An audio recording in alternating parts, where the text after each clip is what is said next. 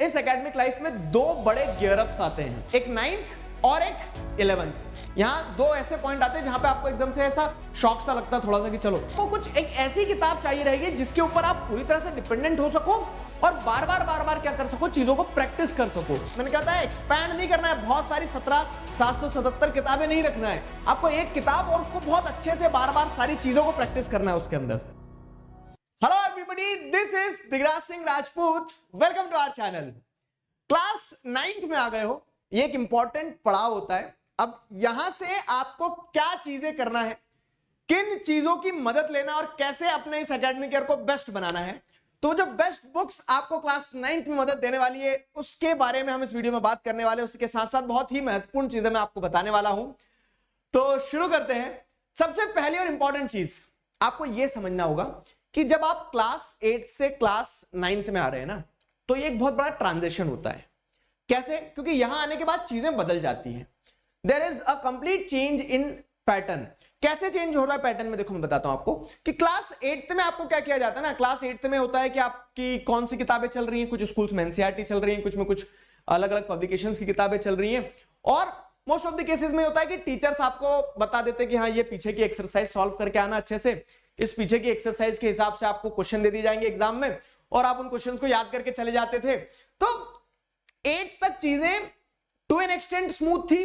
9th में क्या होता है ना, पूरे एकेडमिक ईयर की अगर मैं आपको बात बताऊं, पूरे फर्स्ट से लगा के 12th क्लास तक का, तो इस एकेडमिक लाइफ में दो बड़े गियर अप्स आते हैं। मतलब जहां पे चीजें क्या होती है, एकदम से ऐसा लगता है कि ओ बाप रे सब कुछ बदल गया। तो एक 9th और एक 11th, यहां दो ऐसे पॉइंट आते हैं जहां पे आपको एकदम से ऐसा शॉक सा लगता है थोड़ा सा कि चलो चीजें बदली है। But these shocks are important. क्यों? क्योंकि यहां से आप क्या करते हो ना, अपने लिमिट्स को पुश करना सीखते हो। तो जब क्लास 8 से 9th में आते हो चीजें बदलती है। अब आपको पूरी कंट्री में सारी क्लास 9th के बच्चे एनसीईआरटी की किताबों से पढ़ रहे होते हैं। अब एनसीईआरटी की किताबें बहुत अच्छी हैं, लेकिन पॉइंट ये है, आपको ये देखने को मिलेगा कि अब क्वेश्चन क्या है, वो जो पीछे 4 क्वेश्चन दिए सिर्फ उतने नहीं आना है, अब और भी बहुत सारे अलग अलग तरह के क्वेश्चन आपके एग्जाम में आ सकते हैं। आंसर आपको रटवाए नहीं जाएंगे, आपको मन से लिखते आना होगा। क्यों? क्योंकि बहुत सारे ऐसे क्वेश्चन होंगे जो पैदा ही उस क्लास में हो रहे होंगे, मतलब बोलते हैं ना नए नवेले क्वेश्चन बन रहे होंगे जो आपने पहले कभी नहीं डिस्कस करे होंगे। तो द थिंग इज कि अब आपको अपने सोचने समझने की शक्ति को भी बढ़ाना होगी। तो therefore change in the strategy is also important, क्योंकि पैटर्न ही बदल जाता है क्लास 9th में आके। तो अब हम अगर बात करें, जो हमारा सवाल था, तो इस बीच में बुक्स कैसे इंपॉर्टेंट रोल प्ले कर सकती है।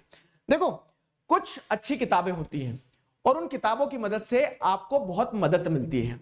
कैसे मदद मिलती है कि एक टीचर का काम है पढ़ाना, बहुत अच्छे से मैंने आपको पढ़ा दिया, लेकिन जब आप कुछ रिलायबल बुक्स अपने साथ रखते हो ना, तो आपके साथ वो 24 घंटे हैं। आप उसमें बार बार क्वेश्चंस देख सकते हैं, आप उसमें आंसर्स देख सकते हैं, आप प्रैक्टिस कर सकते हैं। तो ये जरूरी है। अब गलतियां क्या होती है यहाँ पे गलती होती है कि हाँ क्लास 9 में आ गए, अब तो हमें थोड़ा सा पढ़ने का तरीका बदलना होगा, ये किताब भी ले लेता हूं, ये किताब भी ले लेता हूं, ये किताब भी ले लेता हूं, और हम ढेर लगा लेते हैं, एक पहाड़ बना लेते हैं। बट रिमेंबर वन थिंग, क्या कि expansion without consolidation leads to decline. यहां पे आप कितनी सारी किताबों से पढ़ रहे हो वो मायने नहीं रखता है, आप एक किताब से कितनी बार पढ़ रहे हो वो मायने रखता है। तो आपको कुछ एक ऐसी किताब चाहिए रहेगी जिसके ऊपर आप पूरी तरह से डिपेंडेंट हो सको और बार बार क्या कर सको, चीजों को प्रैक्टिस कर सको। That is more important. तो शुरू करने के लिए अगर मैं आपको बताऊं ना, तो to start with the best thing is NCERTs.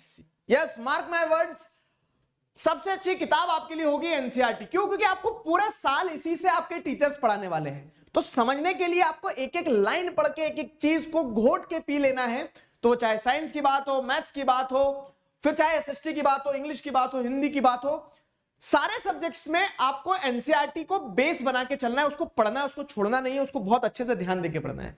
लेकिन अब यहां पे एक लिमिटेशन आ जाती है कि आपको समझ सब कुछ आ गया, लेकिन जैसे मैंने आपको स्टार्टिंग में बताया कि अब आपको क्या है ना, अब सवाल तो रूप बदल बदल के आएगा, सवाल बहरूपिया हो जाएगा। तो उस बहरूपीय सवाल को आपको क्या करना होगा, बहरूपीय तरीके से प्रैक्टिस करना होगी। बहुत अलग अलग तरह से आपको क्या करना होगा, उन क्वेश्चंस को प्रैक्टिस करना होगी। तो यहाँ पे NCERTs are sufficient for the explanation part, लेकिन वो प्रैक्टिस वाला पार्ट, वो जो बिल्डअप करना है ना, उस चीज को बिल्डअप करने के लिए यू नीड टू हैव, मैंने कहता है एक्सपैंड नहीं करना है, बहुत सारी 777 किताबें नहीं रखना है, आपको एक किताब और उसको बहुत अच्छे से बार बार सारी चीजों को प्रैक्टिस करना है उसके अंदर। तो here it is, something very important and surprising for you people, as I promised, क्या कि अब आपको बिल्डअप जो करना है ना, तो आप बिल्डअप करो एक अच्छी रेफरेंस बुक के ऊपर, और हमारी अपनी reference book is live now. तो क्या है, सोशल साइंस के लिए this is my question bank, ठीक है, वन शॉट क्वेश्चन बैंक जो आपको देखने को मिल रहा है सोशल साइंस का। इसी तरह से जैसे आपके प्रशांत भैया और हमने साथ मिलकर काम किया, तो उन्होंने साइंस का भी वन शॉट क्वेश्चन बैंक बनाया है। तो एक पूरा का पूरा बंडल भी है जिसमें आपको मैथ्स, इंग्लिश, ये सारे सब्जेक्ट्स मिल जाएंगे। तो ये जो वन शॉट क्वेश्चन बैंक है ना, ये one shot question bank which is prepared by me. तो ये वन शॉट क्वेश्चन बैंक में आपको क्या देखने को मिलेगा कि क्लास 9 के साथ यूजुअली ये प्रॉब्लम होती थी कि 10th बोर्ड्स के बारे में सब सोचता है, क्लास 9 के बच्चे क्या है ना कि 9th में वो सिर्फ एनसीईआरटी तक सीमित रह जाते हैं, प्रैक्टिस हो नहीं पाती उतनी अच्छी तरह से, फिर 10th में आते तो ये सारी दिक्कतें आती कि आंसर राइटिंग में प्रॉब्लम जा रही है, डिफरेंट टाइप ऑफ क्वेश्चंस जो आते हैं कॉम्पिटेंसी बेस्ड, उसको समझने में प्रॉब्लम जाती है। तो अब आपको वो प्रॉब्लम नहीं जाएगी। क्यों नहीं जाएगी? क्योंकि now you have my class 9th one shot book. तो इस वन शॉट बुक की विशेषता मैं अगर आपको बताऊं ना, तो वो क्या है, उसके पहले अगर हम ये देखें कि एक वन शॉट या फिर एक कोई भी रेफरेंस बुक होती है तो उसके अंदर क्या होना चाहिए, what is a good class 9th reference book. तो देखो सबसे पहली चीज तो क्या है ना कि कोई भी किताब हो लेटेस्ट सिलेबस के हिसाब से होना चाहिए। अब लेटेस्ट सिलेबस में जैसे आपके हिस्ट्री के फाइनल एग्जाम में 3 ही चैप्टर आना है, तो वो तीनों चैप्टर जो है दिए हैं, अननेसेसरली किताब को बहुत बड़ी नहीं करी, बाकी सारे चैप्टर भी ऐड करके। तो लेटेस्ट सिलेबस पर बेस्ड है पहली चीज। एक अच्छी रेफरेंस बुक की रिक्वायरमेंट क्या है, ठीक है, उसके अंदर एनसीईआरटी के क्वेश्चंस के सॉल्यूशन होना चाहिए। क्यों? क्योंकि एनसीईआरटी से आपने समझ लिया, लेकिन समझने के बाद में आपको उसके क्वेश्चंस प्रैक्टिस करना है, वो मिल जाएंगे। एनसीईआरटी एग्जाम्पलर्स के जो क्वेश्चंस हैं जैसे मैथ्स में, साइंस में, तो वो एग्जाम्पलर्स के क्वेश्चंस होना चाहिए, वो भी मिल जाएंगे आपको। फिर अगली चीज क्या है कि अब आप देख रहे हैं कि सीबीएसई ने अपना पैटर्न कैसे बदल दिया कि अब कॉम्पिटेंसी बेस्ड क्वेश्चंस होते हैं, थोड़े से हायर ऑर्डर थिंकिंग स्किल्स वाले क्वेश्चंस होते हैं, वो आपको सॉल्व करना है। वो आपको सारी चीजें आपको इस किताब के अंदर मिल जाएंगी, ठीक है, ये जो हमारी किताब है इसके अंदर आपको ये सारी चीजें मिल जाएंगी, in fact objective question, subjective question, सब कुछ। और इसको हमने इस तरह से डिजाइन किया कि क्वेश्चन एक साथ दे दिए एक पेज पे, और फिर उसके बाद में सॉल्यूशंस पीछे दिए, ताकि क्या रहे, प्रैक्टिस करते समय चैप्टर आपने पढ़ लिया बहुत अच्छी तरह से, वीडियोस देख लिए, सारा सब कुछ स्कूल में समझ लिया, यूट्यूब से समझ लिया, ठीक है। उसके बाद में अगली चीज क्या होती है ना कि अब आपको प्रैक्टिस करना है, तो प्रैक्टिस के लिए क्वेश्चन सारे एक साथ हैं और सॉल्यूशंस उनके पीछे दिए हैं, ताकि क्या हो कि आप बोलते हैं ना कि सेल्फ एनालाइज कर पाओ, खुद से प्रैक्टिस कर पाओ कि क्वेश्चन सामने बन रहा है नहीं बन रहा है, नहीं बन रहा तो फिर पीछे पलट के आंसर देखना है, तो आपकी एक प्रैक्टिस होगी। तो उस तरह से सारे प्रकार के नए कॉम्पिटेंसी बेस्ड क्वेश्चंस वगैरह सब कुछ। और मेन चीज आती है कि सिर्फ क्वेश्चन और आंसर लिख देने से काम नहीं होगा, आपको वो पता होना चाहिए कि आंसर को कैसे लिखा जाएगा। 3 नंबर का क्वेश्चन है तो 3 पॉइंटर कैसे बनना चाहिए, तो वो आंसर राइटिंग टिप्स और मेथड्स सारी चीजें कॉम्प्रिहेंसिवली मैंने अपनी किताब के अंदर कवर करी है, ठीक है। और यही सारी रिक्वायरमेंट होती है एक अच्छी रेफरेंस बुक की, जो आपको एक किताब के अंदर पूरा सब कुछ पर्याप्त मिल रहा होगा। फाइन, तो ये तो हो गया सर, ये एक अच्छी किताब के अंदर होना चाहिए, और ये सारा सब कुछ हमने हमारी किताब के अंदर इंक्लूड किया, that's why I am saying it the best book. अब अगली चीज क्या आती है ना, जैसे क्लास 10th वाले बच्चों को तो हम पीवाईक्यू बहुत प्रैक्टिस करवाते हैं, प्रीवियस ईयर क्वेश्चंस। क्यों? क्योंकि बोर्ड का पेपर बनता है तो पूरी कंट्री में एक जैसा बोर्ड का पेपर आता है, लेकिन क्लास 9 तो बोर्ड्स होती नहीं है, उसके तो स्कूल में पेपर बनते हैं, तो प्रीवियस ईयर क्वेश्चन कैसे प्रैक्टिस करें? हाँ सर, हम हमारी स्कूल की मैडम से पूछ लेंगे, वो हमें बता देंगी, लेकिन बोर्ड के एग्जाम में सिर्फ आपकी स्कूल की मैडम ने पेपर सेट नहीं किया होता है ना, उसमें तो क्या होता है कि पेपर आप जैसे देख रहे हैं तो सेंट्रल लेवल पे सीबीएसई बोर्ड बना रहा होता है। तो अब अगली चीज ये आती है कि आपको नेशनल लेवल पे किस तरह का क्लास 9 का पेपर बन रहा है, उस चीज की प्रैक्टिस करना चाहिए। एंड बड़े एफर्ट्स के साथ में वी हैव मेड इट, क्या कि what if you also get to solve official school papers of top CBSE schools in class 9। तो सिर्फ आपकी स्कूल के अलावा भी आपको अलग अलग कंट्री में, पूरी कंट्री में अगर आप देखेंगे तो नॉर्थ इंडिया से लगा के, नॉर्थ ईस्ट से लगा के साउथ इंडिया तक, पूरी स्कूल जो है इंपॉर्टेंट, मतलब हर स्कूल से कुछ स्कूल से मतलब हर सारे स्कूल तो कवर नहीं कर सकते, लेकिन कुछ इंपॉर्टेंट स्कूल जो है, टॉप सीबीएसई स्कूल जो है, वहां से अगर आपको क्या मिल जाए, उन स्कूल के जो क्लास 9 के फाइनल एग्जाम के पेपर होते थे उनमें से छाट बिन के क्वेश्चंस हम अरेंज कर दें और उन क्वेश्चंस को आप प्रैक्टिस करो, तो कैसा रहेगा? मजेदार रहेगा। और वही हमने किया भी है। जैसे अगर आप देखोगे केंद्रीय विद्यालय संगठन मुंबई रीजन का, ठीक है, तो उसका ये क्लास 9 का फाइनल का पेपर है। ये जैसे अगर आप देखेंगे दिल्ली पब्लिक स्कूल आगरा का है, तो अब क्या हो रहा है ना कि अलग अलग टॉप सीबीएसई स्कूल्स के क्वेश्चंस को हमने क्या कर लिया है, एक साथ इंक्लूड कर लिया है। ये केंद्र विद्यालय मुंबई रीजन 2024 में क्लास 9th में ये क्वेश्चन आया था।